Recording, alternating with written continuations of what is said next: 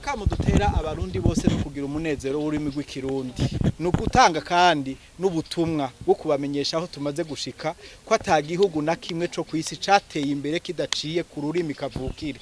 Ibihugu byose byateye imbere bihera kugira ururimi, hama rukiga mu rurimi, rugatera imbere mu rurimi, rukadandaza mu rurimi. Ururimi rero twebwe ku ruhande rwacu nk'ikigo kijeje guteza imbere umuco wo gusoma ibitabo no kunagura akaranga n'imico, tuzi yuko ururimi mu byo gutera imbere bitandukanye harimo ibiharuro n'umutahe w'ibice birenga 50%.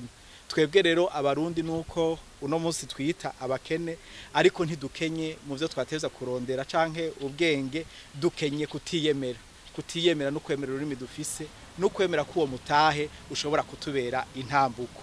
Ivyo navyo ntibiva handi, so kuvuga ngo umuntu yarujuje umutwe ubumenyi butandukanye, ariko intambuko y'ubuzima no kugira ubumenyi ukabunywanisha n'ubwenge bugashobora kugutambutsa ku bururi wenyene, umwana uronse canke umuvukanyi, umuvyeyi, ariko niho binahera nisemo yo guteza imbere igihugu.